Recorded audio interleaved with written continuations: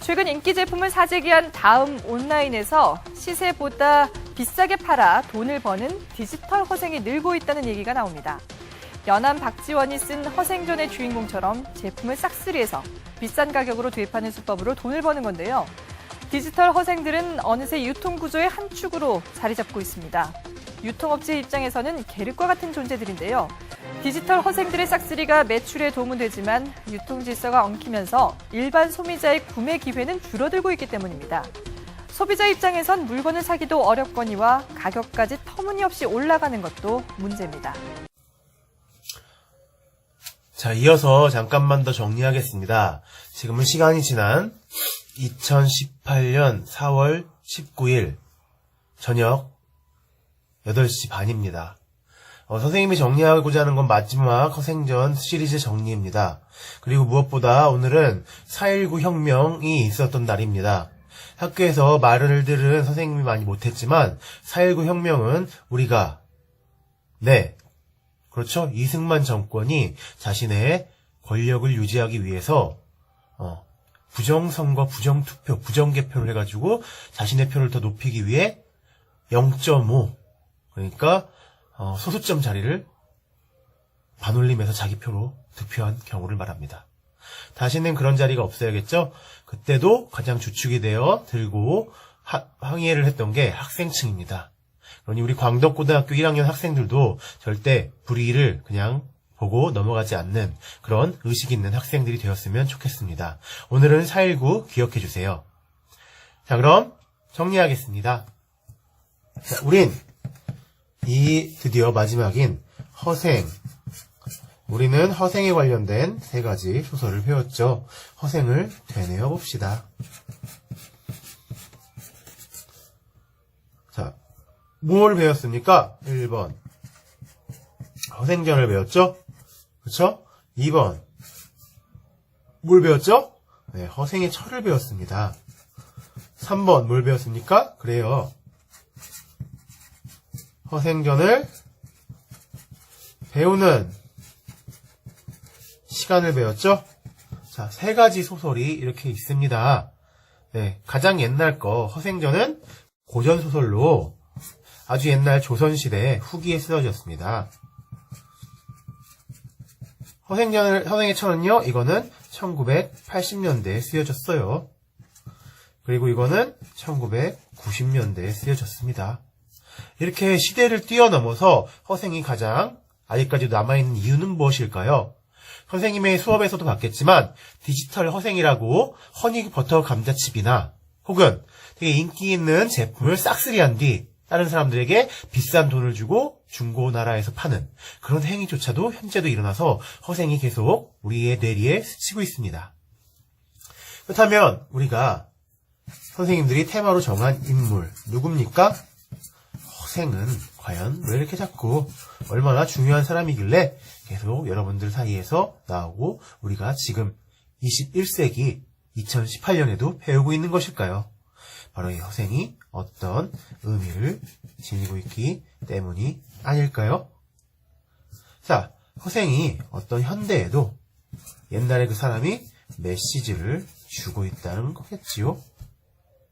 그래서 우리는 이런 인물들을 우리에게 끊임없이 되뇌어지는 인물들, 홍길동이나 허생, 그런 유명한 인물들을 문제적 인물이라고 합니다. 그럼 우린 소설을 통해서 허생을 만나보기 때문에 우리 소설의 구성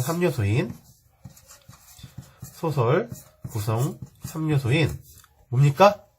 네, 좋아요. 여러분들 이제 기억하는군요.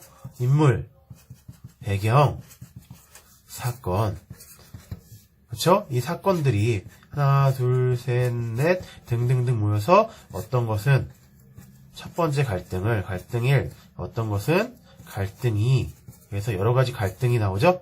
그래서 갈등 3 이렇게 나오는 것들이 소설에는 여러 가지 갈등이 나옵니다. 그리고 갈등마다 어떤 비판점을 지니고 있겠죠? 그리고 이 비판점들이 각각 모여서 전체 소설의 주제를 나타내게 될 겁니다. 이런 식의 그 흐름을 통해서 우리가 허생 허생을 중심으로 우리 세 가지 소설을 정리해보고 마치겠습니다. 최장 끌어도 8분 이하로 마치도록 하겠습니다. 자, 인물을 통해 볼까요? 자, 인물, 그리고 인물들의 사건, 그건 배경에서 일어나겠죠? 자, 배경, 이것들을 총체적으로 요 한 표에서 한번 알아보겠습니다. 자, 허생전에서 누가 등장합니까? 그렇죠? 한양과 그리고 서울, 그리고 조선 일대가 배경이 되겠죠? 조선. 여기가 배경입니다. 그렇죠?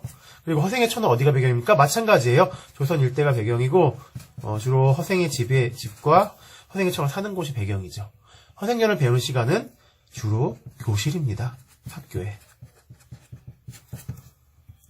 자, 우리 허생전은 누가 등장합니까?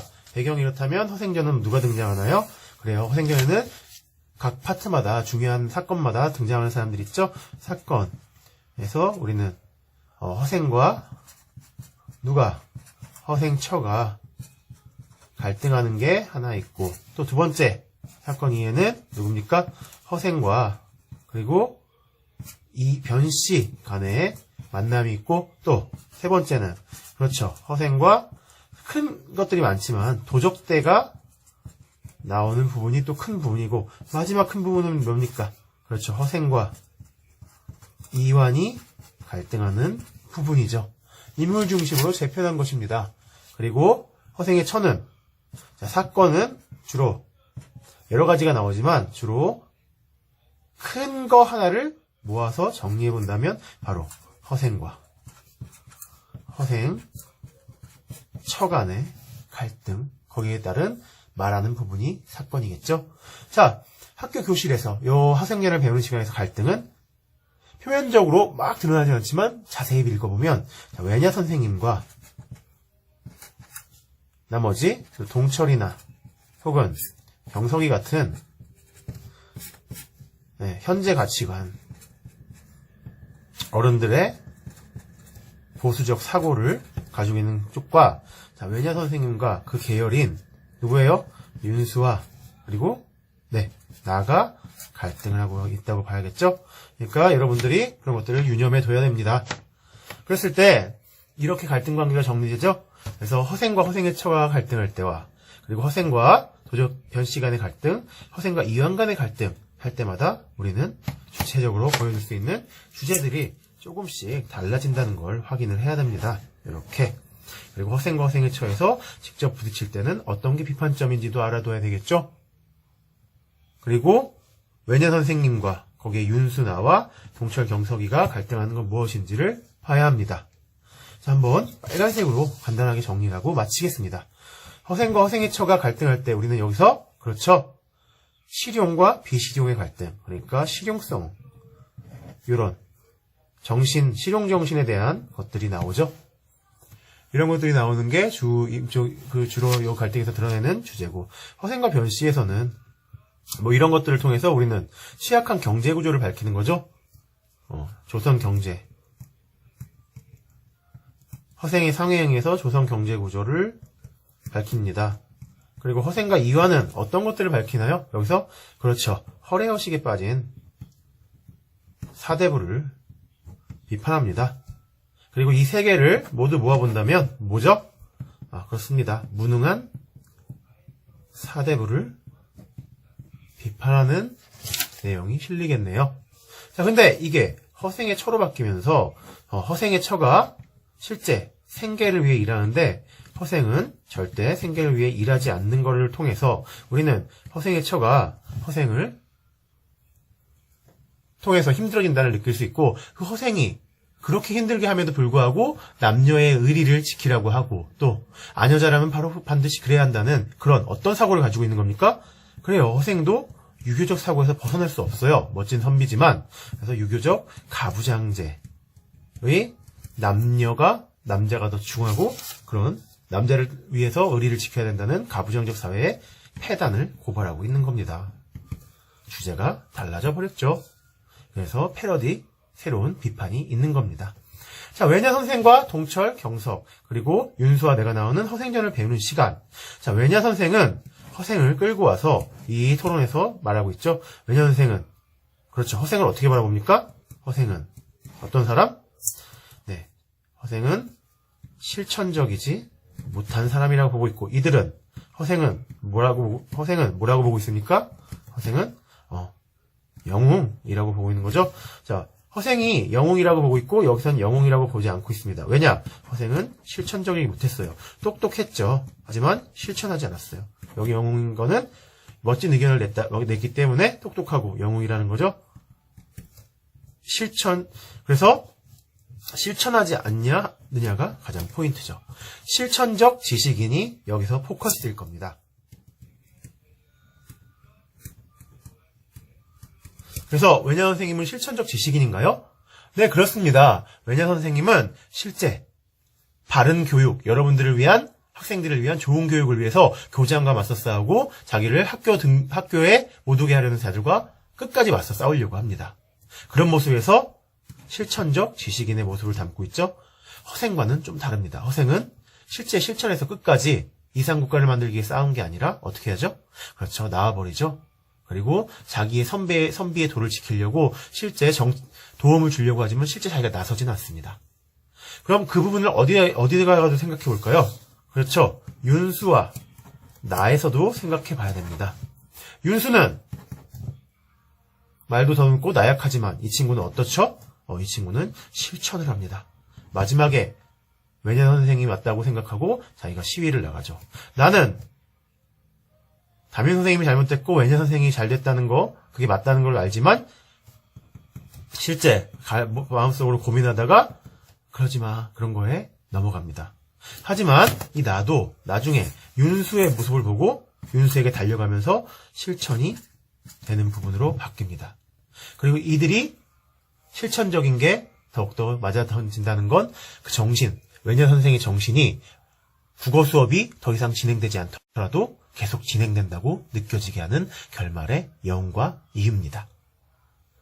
자, 이상으로 포커스가 다른 걸 맞춰봤습니다. 허생전은 무능한 사대부를 비판, 허생애처는 가부장적 사회의 질서의 폐단을 비판하는 여성의 시각, 그리고 허생전을 배우는 시간은 실천적 지식인, 허생을 다시 비판대에 올려서 실천적 지식인이 진짜 필요한 사람이란 거를 정리하는 소설입니다. 자, 여러분들 이번 마무리가 또 8분보다 3분 정도 오버해서 4분 정도 오버할 것 같네요. 여러분들 그래도 필요한 거니까 꼭 들어둔 다음에 정리해 두도록 합시다. 여러분들 사랑합니다. 그리고 여러분들 고생하셨습니다. 우리 시험 잘 보고 허생 시리즈 잘 익혀두도록 합시다. 감사합니다.